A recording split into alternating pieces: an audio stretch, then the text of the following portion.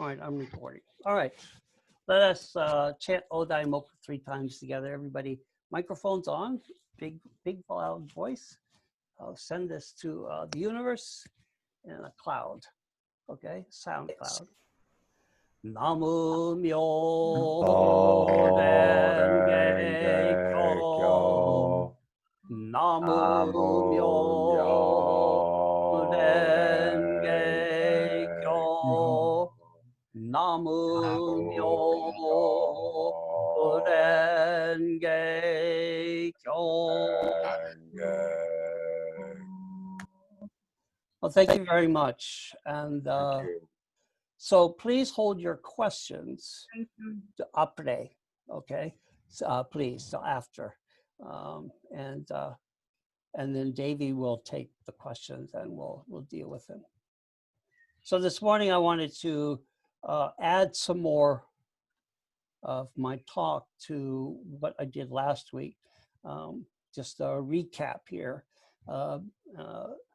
Beatrice has asked a question about whether women were particularly challenged in attaining enlightenment.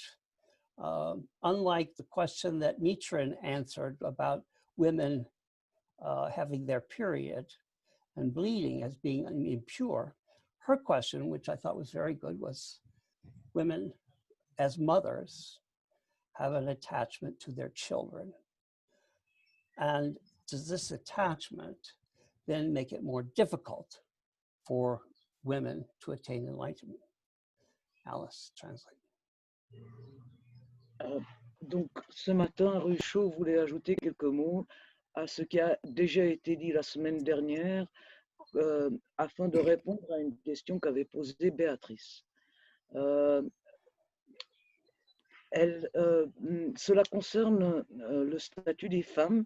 C'est un défi à reprendre dans le sens si les femmes n'ont pas plus de difficultés à atteindre la modalité que les hommes.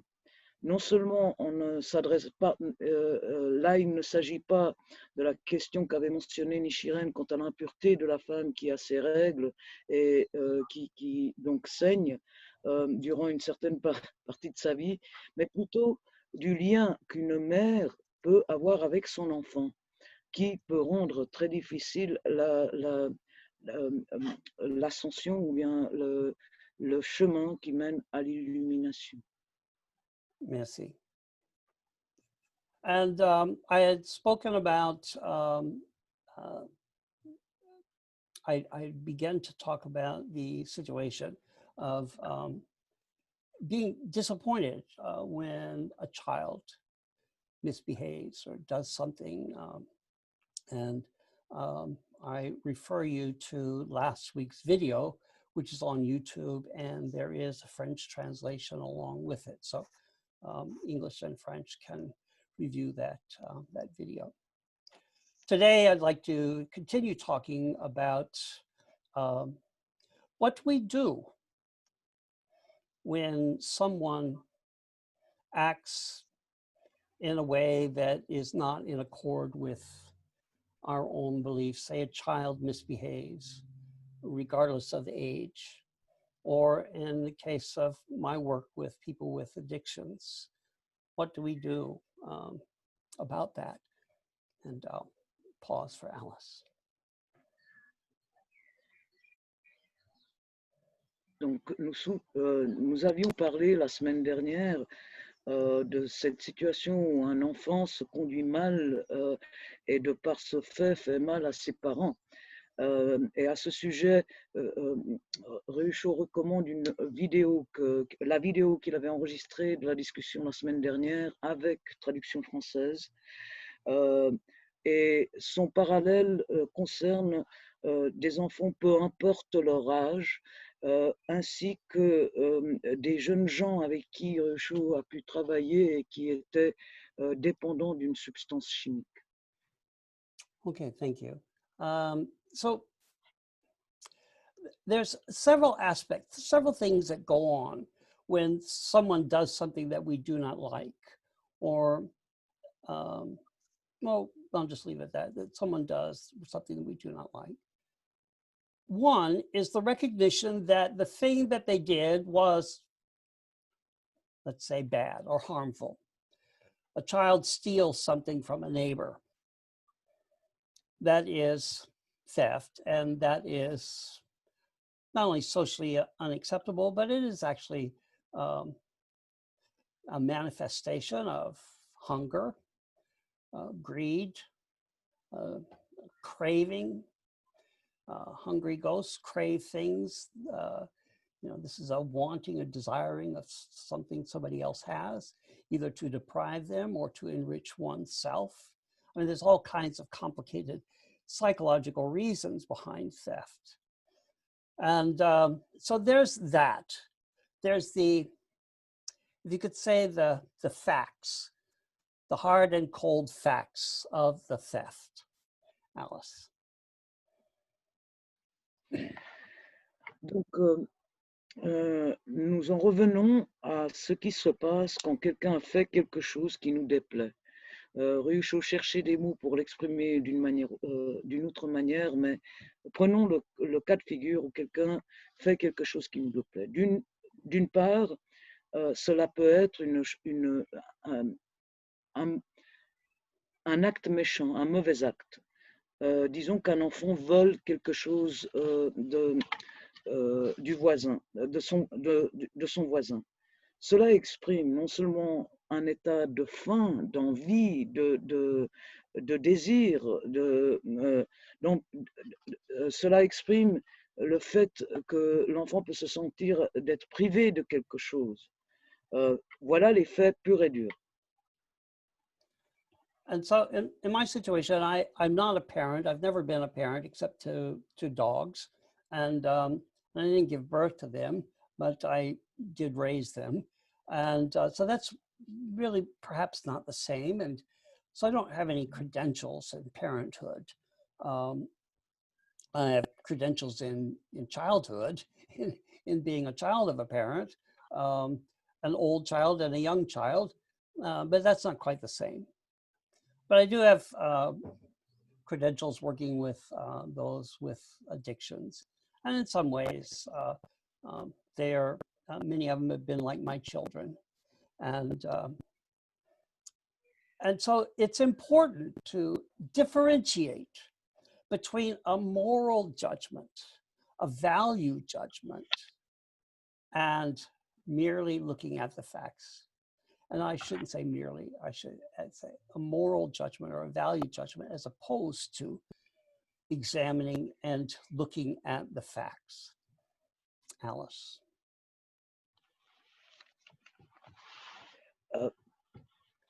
Pour commencer, Rucho a mis des limites sur ses crédentiels en ce qui concerne le fait d'être parent. Il n'en a jamais été parent. Il a élevé des chiens, mais il ne les a pas enfantés, donc il n'est pas certifié en matière de parenté. Néanmoins, il a été enfant. Donc, il a l'expérience d'avoir été un enfant et il a aussi l'expérience d'avoir travaillé avec des jeunes accros ou dépendants de substances chimiques. Et c'est là qu'il faut faire la différence entre les faits purs et durs et la valeur morale d'un jugement, d'un fait qui nous a blessés. Oh, wait. Stop. Hold on. One moment, please. Sorry, I'm trying to do something here. Alice. Okay, you're unmuted. Good. Okay, good. Sorry about that. Should I do it again? Yeah. Okay, go ahead, please. Again? Yes, for about halfway. Nous en sommes restés donc au fait de la certification de Ryusho qui n'a pas eu d'enfant, donc il n'a pas d'expérience en tant que parent, mais néanmoins son expérience avec des jeunes accros le mène à la réflexion de la différence entre le jugement de valeur, un jugement de ce que l'enfant ou l'autre dont on s'occupe a, et les faits purs et durs. and this gets into also the aspect of if you can't do, you teach. So if you can't do something, you teach about it. And so I understand that what I say is easier to speak than it is to perform. Alice. Bien sûr, il y a l'aspect du fait que si l'on ne peut pas faire quelque chose, on peut néanmoins l'enseigner. Et il est facile de parler de ces choses. Les choses se rendent bien compte qu'il est beaucoup plus difficile de les faire. And so, you know, a child steals. And I've often heard parents say, my child is so bad. And the child is misbehaving, but that doesn't make them a bad child.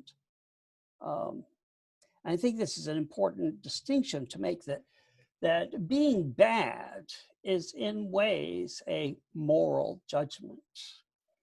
It is a judgment of the character of the individual. And that clouds the actual fact of them stealing. So my child stole is a different statement. It's a different sentiment. It's a different belief than my child is bad because he steals. Alice.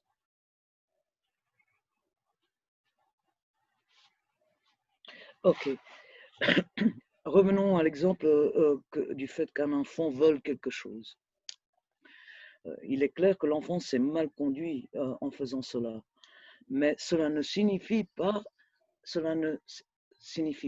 que c'est un mauvais enfant, que dans l'être du petit, il est mauvais. Ce jugement de dire qu'un enfant est mauvais est basé sur des valeurs. Et quand un parent dit « mon enfant est mauvais » et « mon enfant a volé quelque chose », c'est deux choses différentes. And so, ça mène à des sentiments. Oh, are you finished? Fini? I Oh, good. So, pardon moi. And so this is hard to do, especially our language doesn't easily support it.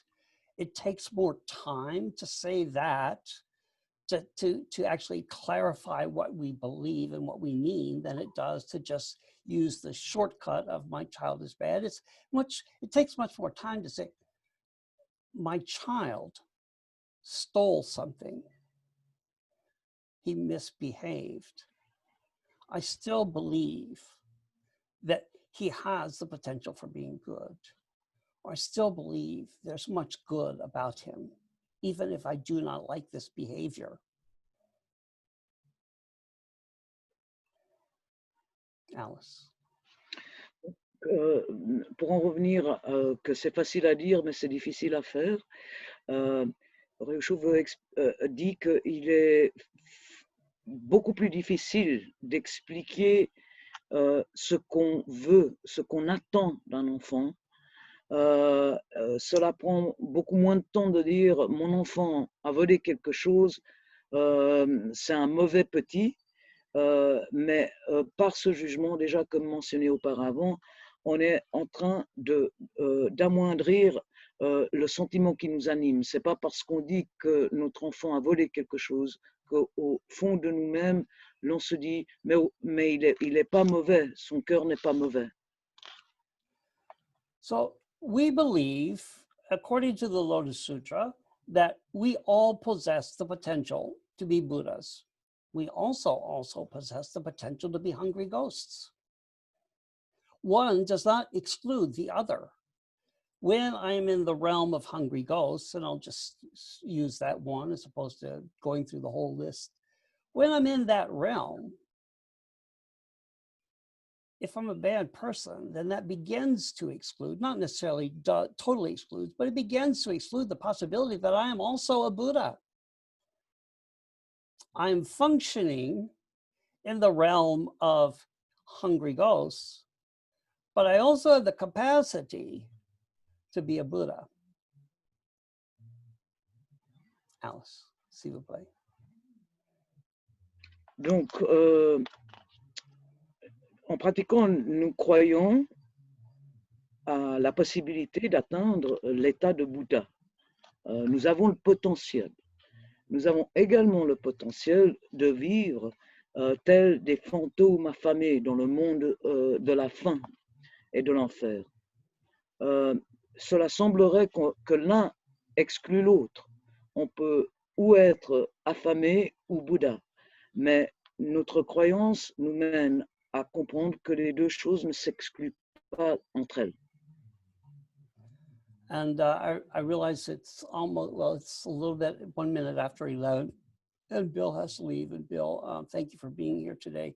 And I'm sorry we didn't get any time for you to ask any questions. If you have any questions, if you'll send them to me or put them in the chat before you leave, then I will address them either in your absence or we'll try and catch them next week. Thank you very much. Okay, so I'm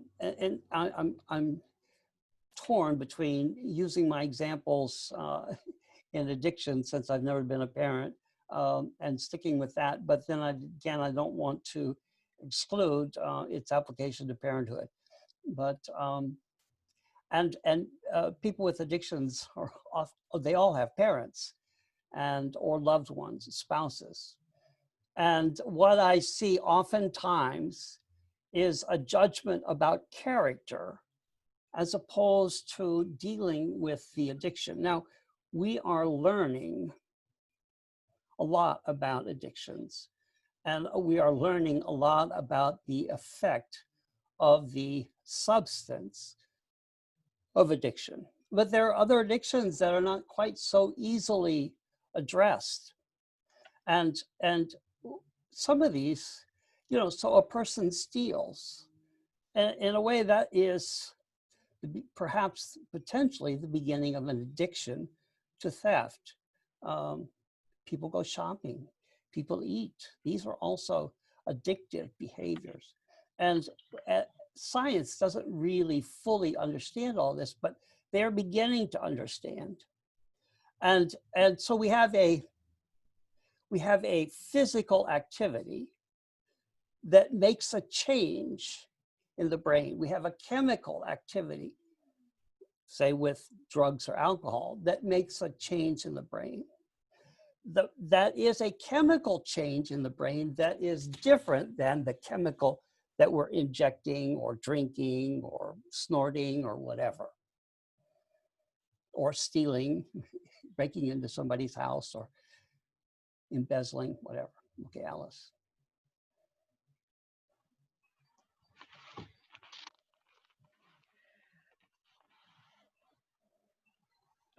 Juste un petit mot comme ça concernant des questions. Si jamais il y a des questions, il est bien de les marquer dans le chat ou d'écrire à Réucho et lui les poser par écrit. Donc on en revient à ce qu'il disait. Il est bien sûr tenté de s'inspirer de sa propre expérience avec les jeunes avec qui il a travaillé, qui étaient accros à des substances diverses. Mais bien sûr, ces jeunes gens avaient des parents aussi. Certains d'entre eux avaient des compagnons. Si l'on en revient à cette parallèle du vol, on peut déjà commencer à se poser la question du pourquoi l'enfant a volé quelque chose. Est-ce une attitude, est-ce une manière de faire qui nous indique quelque chose sur son état dans le monde dans lequel il vit? Il y a plein de dépendances physiques et chimiques dont nous sommes sujets ou dont les gens sont sujets. Il y a la boulimie, il y a le shopping obsessionnel. Il y a des activités physiques qui changent la chimie dans nos cerveaux, qui transforment cette chimie dans nos cerveaux. Il ne faut pas faire la parallèle avec ce qu'on s'injecte, ce qu'on consomme, ce qu'on fume, avec ce qui se passe dans le changement de la chimie du cerveau quand on est actif. Yes, please. And so it's a one of so this is pardon me. So it's important to make the distinction between the action and the effect of that action versus a judgment about the action or a judgment about the individual. A moral judgment of their character or an assessment of the individual's character or the individual itself or herself, themselves. Alice. Donc, il est très important de faire une nette différence entre une activité, quelque chose que quelqu'un fait et l'effet de cette activité, avec le fait que quelqu'un fait quelque chose et qu'on le juge. On le juge moralement, on juge qui il est, on juge son caractère et on arrive à des conclusions très souvent fausses. So a person can stop stealing and reform their behavior. A person can quit using the substance that they're addicted to, whether it's stealing, whether it's eating, whether it's shopping, whether it's drugs or alcohol. A person can stop using or stop doing something. And the change is not instantaneous in a person's body, if you will, in a person's brain structure. In many ways, they have to go through a period of readjustment. For drugs and alcohol, whatever age that they began to use heavily is pretty much the age that they revert to, and they have to then grow up from. So if a child was 15, then that's the age that that's their mental capacity is basically a 15-year-old, regardless of whether they're inhabiting a body of a 30 or 40 or 50-year-old person. And so when they quit using, then they have to grow from 15 into 30. And the same to some degree, although I'm not an expert on it, but to some degree, the same happens with any addictive behaviors. Maybe perhaps to a lesser degree than others. But this is an important consideration, an important thing to keep in mind. Alice. Donc, arrêter une substance dont on est accro ne se fait pas tout seul, ça prend du temps. Non seulement ça prend du temps, mais il faut que la personne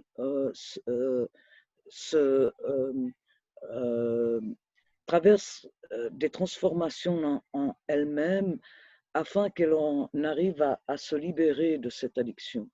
Il est dit, bien sûr, que parmi des addictions telles que la boulimie, l'alcool, les drogues ou la kleptomanie, il faut remonter dans le temps. D'où est partie cette dépendance? Et très souvent, la personne qui a été donc qui souffre de cette dépendance doit rattraper le temps quand elle a commencé à être dépendante d'une substance ou d'une attitude. Bien sûr, ça s'applique de manière générale à toutes les addictions, certaines plus fortes que d'autres, mais il faut bien se rendre compte de l'importance que cela a pour la personne qui souffre d'addiction.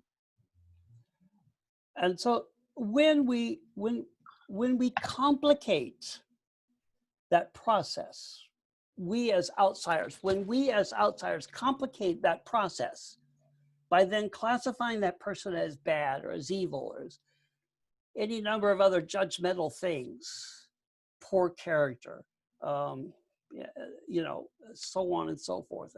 The ways that we put people into categories, we judge them. That is actually our animalistic behavior, our existence in the realm of animality, of being superior to that other person. Is that, does that make sense, Alice, for you to translate? Hopefully. Yes, it does. I just finished the word. Donc, il n'est pas recommandé, si l'on revient à ce processus de remonter à la source d'une addiction, on ne fait pas une faveur à la personne, on même complique le chemin qu'il suit en lui mettant un jugement de valeur dessus, en jugeant comment cette personne se conduit, se comporte. Euh, et en fait, ce jugement est l'expression de notre état d'animalité. Nous nous croyons supérieurs à l'autre qui est accro parce que nous ne le sommes pas. So a person quits using or quits doing whatever it is that we do not like or society doesn't like. A person stops. And then what? If we have put them in a category, if we have inflicted upon them some moral judgment, some punishment that we are engaging in that is based on our decision, our own personal views of, well, they're a drug user, they're no good, they're scum, or my child is bad. How does one recover from that? So they quit doing whatever it is, but then how do they get to a point of being good? Or how does a person stop being a scum or a bad person or low morals? How do we do that, Alice? Those Donc, rhetorical questions. une personne qui décide ou qui se réhabilite, qui ne fait plus ce que gêne la société ou ce qui nous gêne, qui n'est plus accro, qui ne vole plus, ben, néanmoins le stigma de ce jugement qu'on a porté sur lui reste collé au front. C'est une marque indélébile. La question rhétorique que pose Myosho, comment on fait pour aider cette personne à enlever ce stigma qu'elle a sur le front et redevenir une personne normale que les gens ne jugent pas? On dit cette personne est un drogué, il ne vaut rien, c'est un perdu. Donc, comment faire pour enlever ces étiquettes qu'on colle sur les gens qui traversent ce genre de passage dans leur vie? You know, one of the things about hearing these interpretations in French is that I reminded of very good English words that don't come to me when I'm speaking English. Stigma. Stigma is an excellent word. So how does a person who's trying to change their behavior, their actions, how do they overcome that stigma? And how does a person who is disparaging that person, who imposes that stigma? This is a key point. How do they recover when they're not even aware, most of the time, they're not even aware that they're imposing that stigma on that person? How do they recover from that? Alice. Donc, nous avons la personne qui se retrouve avec l'étiquette sur le front, le stigma sur lui-même, mais portons notre regard sur la personne qui a collé cette étiquette sur le front de l'autre. Souvent, cette personne ne se rend même pas compte du fait qu'elle a fait cela, qu'elle a porté un jugement et qu'elle a marqué la personne avec un signe particulier. Yeah, merci. Thank you for the translation, and thank you for another clarification. So how does the person who put the mark on the person, how do they quit putting the mark? You know, and if we abandon our Buddhist belief in the 10 worlds, then we have no solution to that. And we abandon it when we engage in those kinds of stigmatizing and placing marks on people. Alice, s'il vous plaît. Si l'on abandonne notre croyance dans les 10 mondes, l'existence des 10 mondes, le chemin ne mène nulle part. Cela veut dire que la personne qui a mis l'étiquette sur le front de quelqu'un d'autre et qui ne croit pas aux 10 mondes reste coincé là où il a collé l'étiquette. So it's important, I believe, you know, and science is discovering this and finding it out, and actually a more scientific approach to addiction, working with people's addictions, actually recognizes that this moral judgment, this stigmatizing, this placing marks on people is actually counterproductive. And this is one of the models that one of the 12-step programs usually engage in, is that you're always broken. You will always be an addict. And while you may, while the chemical changes that take place in the brain are not completely fully understood, maybe they are permanent. But that doesn't make you always something. And when a person feels that they're always going to be a bad person, they're always going to be an addict. Addict is such a negative word. They're always going to be a bad child. I'm always going to be a disappointment to my parents, regardless of what I do. How does a person recover from that? Alice. Le monde scientifique s'intéresse beaucoup au phénomène de l'addiction, et ils ont reconnu que l'on découvre beaucoup sur la manière comment on fonctionne, et que de coller ces étiquettes ou de se servir de ces stigmas est en fait contre-productif. Même dans les 10 pas des alcooliques anonymes, on parle du fait qu'on restera toujours cassé, que peut-être nous serons toujours des accros, ou des personnes dépendantes, que c'est une marque permanente. Et c'est cela qu'il faut remettre en question. Comment faire pour ne pas rester, si on nous pointe du doigt et on nous dit c'est un mauvais enfant, c'est un accro, c'est un drogué, il a déçu ses parents, c'est vraiment une déception. Comment faire pour remonter la pente? And so, in the way I approach working with people with addictions is that there are behaviors that I don't like, that other people don't like. So most of the people who are against or who make assessments for people with addictions, it's really their behaviors, but they're unable to separate their dislike of the behavior from their judgment of the individual.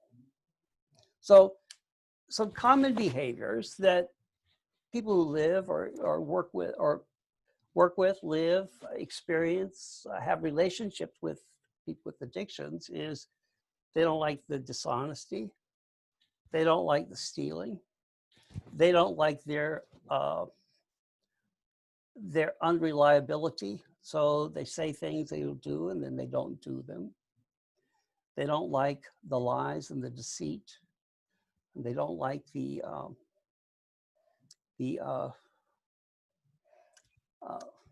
stealing that sometimes take place.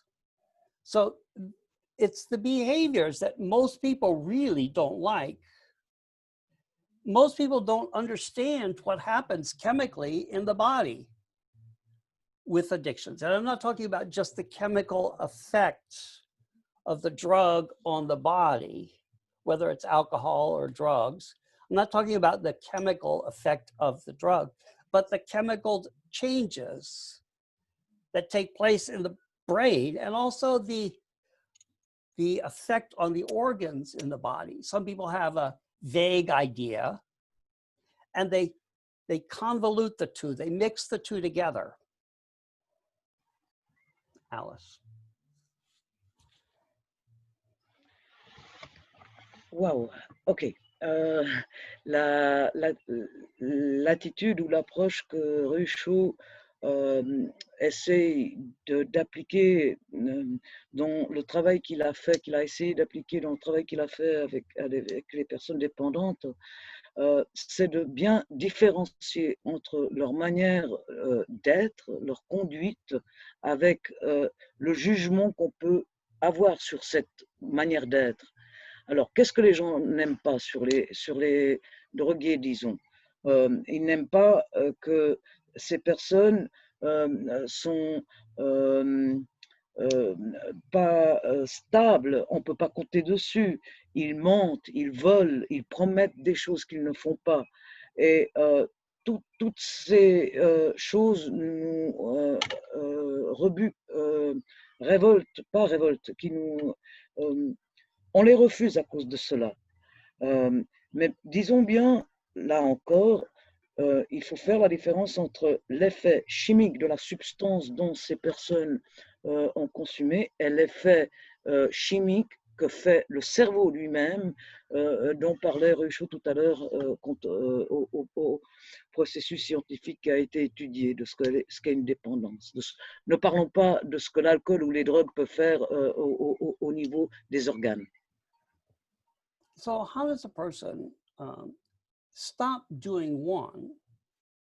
So stop the lying, the stealing, the unreliability. How does a person become responsible, become what we call an outstanding citizen? How does a person do that? And then feel supported when a person when they're always labeled as a drug addict, which is a derogatory term, really. It's a label that we've put on somebody. So how does a person recover from that? Alice. Alors, comment faire pour arrêter ces manières de faire qui rendent les gens, qui font que les gens refusent ou rebutent le drogué. Le drogué, c'est un mot, c'est une étiquette de nouveau qui implique plein d'attitudes mauvaises dans nos esprits. Et la question qu'il faut se poser, comment cette personne qu'on a traitée de droguée devient un bon citoyen, comme on dit aussi. C'est en fait aussi d'enlever comment faire pour enlever cette étiquette qui a été collée sur le front d'une personne qui a été ou alcoolique ou effectivement dépendante de substances chimiques. Alice, je dois m'en aller. Je voudrais juste te dire un mot, si le révérend le permet. Tu peux traduire, s'il te plaît? So, tu m'as entendu, Alice? Oui, je t'entends. Je voulais juste te dire un mot, parce que je dois m'en aller maintenant. Et je voulais juste te dire un mot. It's not an interruption. Racine wants to say something. Et rebondir. There's no, so I understand that. Let me get finished with what I have to say. Unless it's a point of clarification, let me get finished with what I have to say before other people speak. That's what we have to do. Okay. Please. Si tu veux clarifier quelque chose, ok, mais si tu veux intervenir, il faut attendre plus tard. Tu veux clarifier quelque chose? Non, je voulais parler des stigmates dont il parlait. Ok, eh ben, après, je pense. He wanted to say something about the stigma, but maybe later. Yes, please. Thank you. So, when people begin to want to make a change, I feel that it's important for them to have a goal of a welcoming place to come back to. whether it's home, whether it's friendship, or whatever. Alice. Quand quelqu'un veut faire un changement, un grand changement dans sa vie, qui veut transformer quelque chose dans sa vie, il faut que cette personne ait un endroit où revenir. Par là, il entend ou sa propre maison, revenir chez soi, ou une âme amie, quelqu'un vers qui on peut revenir. And so, if it's a parent, then the child will make the change. If the, you know, parenting is a complicated issue, but let's say with my friends who have addiction, I hold them responsible for their behaviors. They're responsible, they're adults.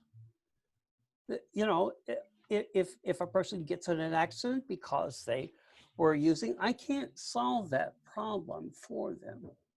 I don't feel obligated to solve that problem. But they're always welcome back in my life, because that's one incident. That doesn't define who they are. So that's important to understand, that distinction, that behavior doesn't define the individual. And to go off on a tangent, I am gay, but that doesn't define who I am. I'm a male. It doesn't define everything about me. I am Caucasian. It doesn't define everything about me. I have made mistakes in my life. I've not stolen or stuff like that. Well, I actually did when I was a kid. But that doesn't define who I am. And when we put judgments on people, we're beginning to define them in a very limited capacity. And that's not healthy. It's not healthy for the individual doing it. It's not healthy for the individual experiencing it. Alice, that was pretty long, sorry.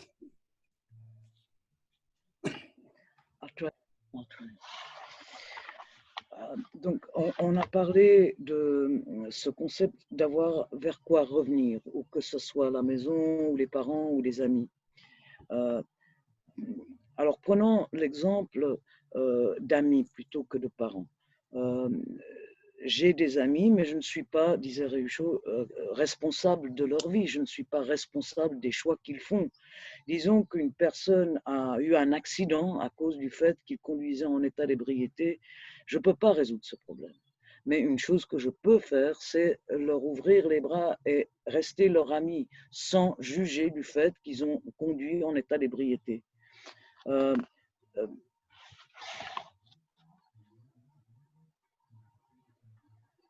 Bon, ensuite on passe de nouveau à cette notion d'étiquette. Le fait qu'on a fait ou qu'on ait quelque chose ne nous définit pas en totalité. Le fait que Réuchot se déclare gay ne veut pas dire qu'on sait tout de lui. Il a fait des erreurs dans sa jeunesse, bien sûr, mais cela ne le définit pas en tant que tel. Il a fait des mauvais coups, mais à chaque fois qu'on met un jugement sur quelqu'un, c'est lui coller une étiquette et qui le limite dans la définition de qui cette personne est. And just to conclude here, because I see we're almost at the end of our meeting time, that focusing on the 10 worlds and holding in our heart that this person, regardless of their actions, can be a Buddha, can manifest their Buddhahood, let's say. They're already a Buddha. And when there's hope in our heart, then there's hope in the other person's heart. But our hope cannot be a judgment against the other people. I've seen hope being used as a weapon. I had so much hope for you. No, you don't. The hope is in the truth of the Dharma. So there's much more I'd like to say, but I do want to leave some time. I know Hossein has a comment, and I want to honor that. And then if anybody else wants to hang around afterwards, beyond our 11:30 ending time, then I'll stay. And I'll probably talk some more about this. It's a very complicated subject. And today, in a way, I just laid the foundation for it. So, Alice, s'il vous plaît.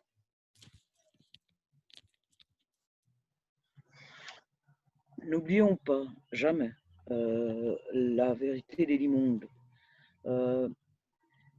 Cela implique que la personne qui a été étiquetée en tant que mauvaise a toujours le potentiel de devenir Bouddha. Ne l'oublions pas. Si nous gardons l'espoir, cet espoir que cette personne peut devenir un Bouddha dans nos cœurs, nous l'éveillons aussi dans le cœur de l'autre. Mais attention, l'espoir en tant que tel peut être utilisé comme une arme à double tranchant. Quand on dit que j'avais tant d'espoir pour toi, je m'attendais que tu fasses mieux, c'est une arme. Donc l'espoir, c'est le dharma, c'est de croire dans la transformation et de croire que ce changement est possible, sans jugement. Merci beaucoup, everybody. Et Hossein, aussi Oui, c'est le moment de poser ta question. Non, c'est pas une question, c'est un commentaire. Je rebondis sur le mot qu'a employé le révérend sur les stigmates. Aujourd'hui, j'ai vu notre camarade Bill, qui venait d'enterrer, on a appris tout à l'heure, son papa. Non, ça c'est Neil. Bill n'a pas enterré son papa. Neil. C'est Neil? Oui. D'accord. Donc, je voudrais que le révérend, parce que je n'ai pas les coordonnées de Neil, qu'il sache qu'il a un frère pratiquant du Sutra du Lotus de l'autre côté de l'Atlantique, qui l'accompagne dans la douleur qui est la sienne. C'était tout simplement ça. So, on the theme of stigmas that we mentioned earlier, Hossein would like to express his feelings towards Neil, and let him know that he has a brother in arm on the other side of the Atlantic that Hossein feels for him and knows what he is going through. Okay, merci beaucoup. Okay, I will pass that on to him. My pause there was it's a little bit vague, so I'm just trying to wrap my head around the vagueness of it, and you know it's okay. It's okay. So merci beaucoup. Tu as laissé la notion un peu vague, c'est pour ça qu'il est resté silencieux à un moment, Ryusho. D'accord. Okay. Alors, c'était l'expression d'une fraternité au travers du Sutra du Lotus, les enfants du Bouddha, tout simplement. Being a child of the Lotus Sutra, in that sense of being a brotherhood. Merci beaucoup. Merci. With Neil. All right, we'll turn it over to Davey to moderate. If anybody would like to hang around and to ask any questions, I'm still recording this. So if anybody has any comments, they don't have to be questions, comments. I know Victoria has one. Go for it. And Davey, you can make some if you want to. Victoria. Yeah, I will do after Victoria, if that's okay. Thank you. Victoria? Do you want to go first, Davey? No, please go, honestly. Can I take a little break? I just wanted, is it okay? Yeah, I just wanted to actually hope to contribute somehow. Today has been really, really interesting talk. There were some addiction in my family, not me personally, but in my family, and which were very upsetting. And my feeling, I've always been aware before, a mix of compassion and frustration, anger. And there was this constant thing. And then when I discover sometimes compassion would win, sometimes frustration would win. And then when I discovered Buddhism, and especially when I started to go into deeper, my understanding of a bodhisattva is that it does represent that unconditional love that, but then I started to get hurt by that unconditional love. So bit by bit, I've learned to feel the unconditional love and sometimes to put the boundaries. And I really like when you said last week, when you explained the humanity, for me now, I try to see if I feel that noticing things on people in a neutral way, but with the unconditional love of the Bodhisattva. And that, however, managed to change a lot of things in my family and with good results. Good. But it's been hard. Yes, yes. Alice. Oh, sorry, Davey. No, please, Alice. That's I all have to right. get in the habit of it as well. No, that's okay. Did you get that, Alice? Yeah, I'm sorry. Oh, sorry. Wait. Yes, can you hear me? All right. Yes. I just went to the toilet. I'm sorry. I wanted to ask to be excused, but I apologize. I had to. You're visit the toilet. human. You're human. We are. Tu as fait un joint ou quoi? Tu rigoles? Tu me dis ça, je suis allé faire pipi. Non, On n'a pas le droit de pisser dans ce pays, non? Oh. si, parce que je te vois derrière avec ce beau paysage. Did you get any of it, Alice? Do you want Victoria to repeat? Ne traduis pas, s'il te plaît. Hossein says there's no need for translation. Lydia, veux-tu que je traduise? Si. Oui? Oui, Bien sûr. s'il vous plaît. Because we have viewers who may watch this as well. Sure. So, s'il vous I plaît. see. Okay. I'm so sorry. All right. Victoria, would you be so kind and repeat what you just said so I can translate it into French? Thank you.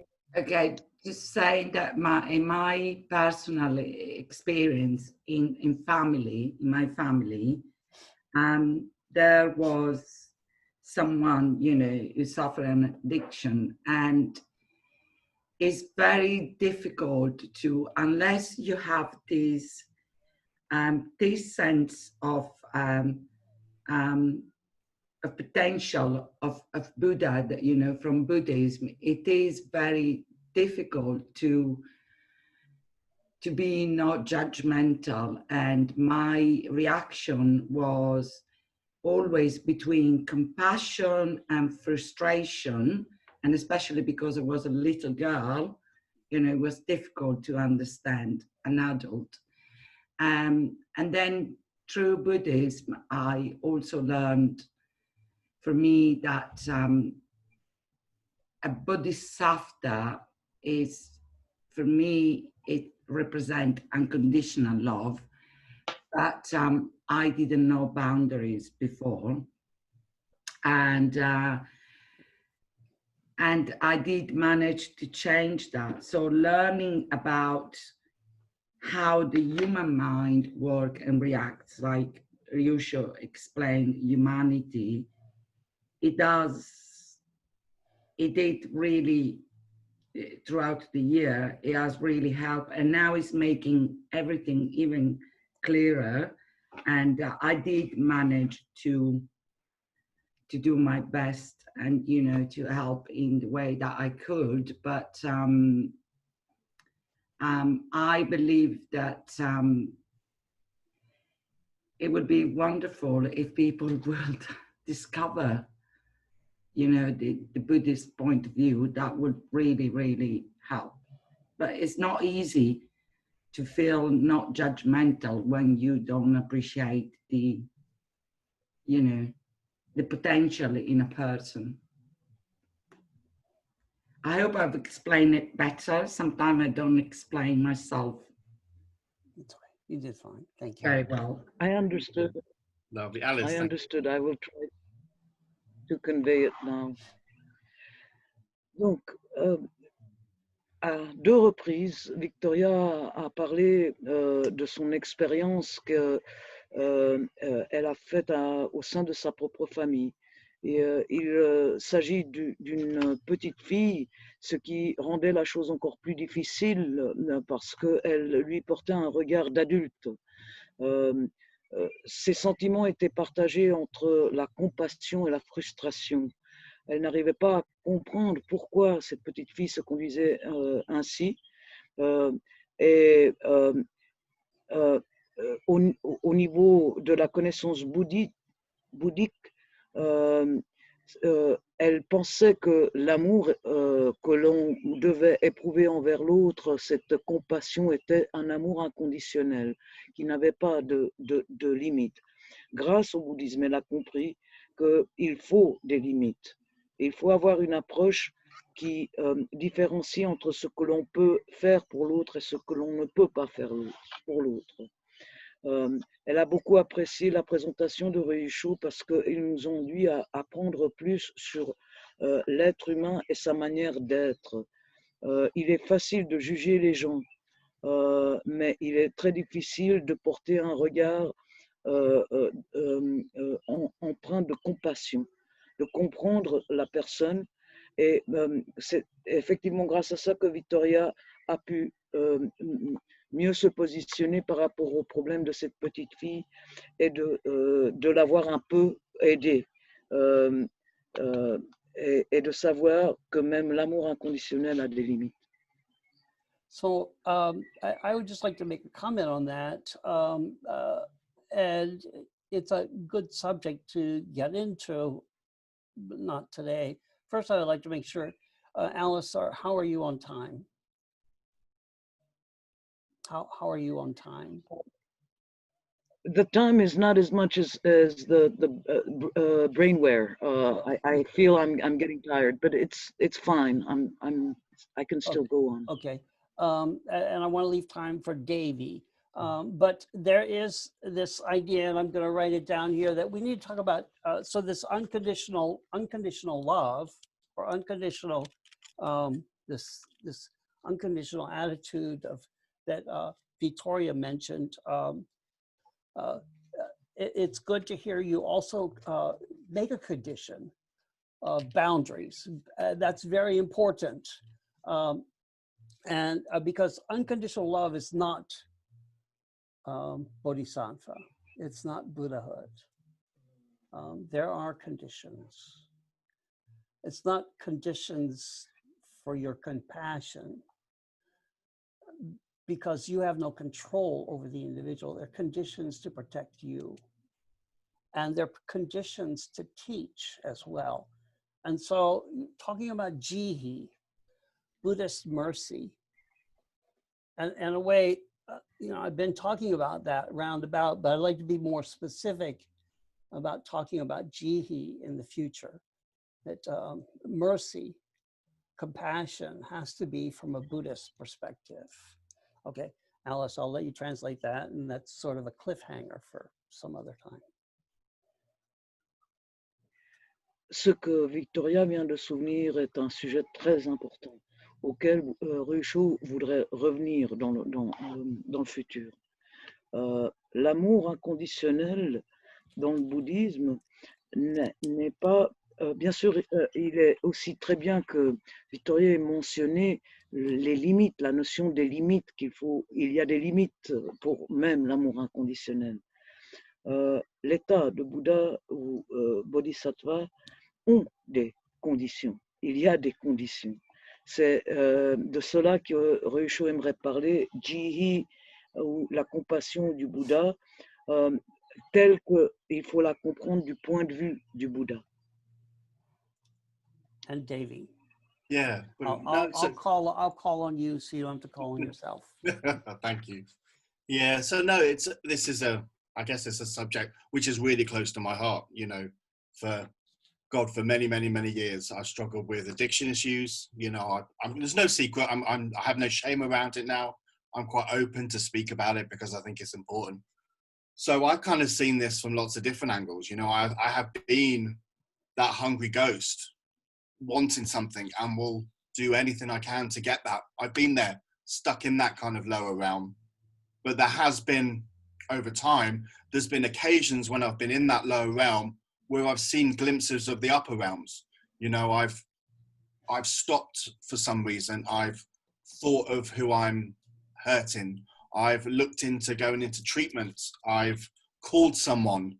You know, I've really experienced that within the low realms there or the upper realms. I've really experienced that, you know, and now having some sobriety time, that's because of my Buddhist practice, and it's shown me and it's increased my, you know, it's where I am in these realms. It's definitely affected me in that way. And I'm so very grateful, you know, and Reverend was saying that it's a welcoming place to come back to. And that for me, this Sangha has always been a welcoming place to come back to. And that I'm also very grateful for. You know, it's been a real struggle at times, and, you know, my behaviorism has been my own responsibilities, but the Reverend has never judged me as a bad person, you know. I am not that addict. I do not, for many years, I defined myself as an addict, but I am not an addict. You know, I don't define myself by that. And for years I did, and I was stuck in those lower realms, wanting and would do anything to kind of get that what I wanted, and wouldn't care about anyone else or who I hurt or what I did. It was, you know, for years. And also, I guess the other side is the way others view me. They either, you know, it's been a journey for my husband, you know. It's been a journey for him to see me and take that moral judgment away, not to see me as David, the bad person. You know, he says now he always knew he didn't want to judge me in that and see me as a bad person. That's not me. That wasn't me. You know, and it's taken him a long journey. But what's difficult for me is lots of other people have not been on that journey, do not see me as not an addict anymore, not as a bad person. Like you know, I don't speak to my mother really very much, don't speak to my nan, or because they can't differentiate me and bads. They put that together, they fused it together. And for many reasons, you know, it's their coping strategy, it's the way they, you know, that's what they do. And it's hard because I know I'm not a bad person. Neil doesn't associate. It's difficult. It's been a long journey, you know, and that's my story. Sorry, Alice, that was really long. No, it's fine, thank you. Donc, Davy a aussi beaucoup apprécié le sujet dont on a parlé cet après-midi parce qu'elle fait partie intrinsèque de sa vie. Le sujet d'addiction et de dépendance font partie de sa vie. Il a été pendant longtemps un fantôme affamé, il a été coincé dans les mondes inférieurs. Mais néanmoins, Davy a vu des images des mondes supérieurs dans cet état d'enfer où il se trouvait. Il a pu appeler à l'aide, il a pu avoir l'espoir qu'il y a des mondes supérieurs. La pratique lui a montré, elle a aidé de sortir de ces mondes inférieurs.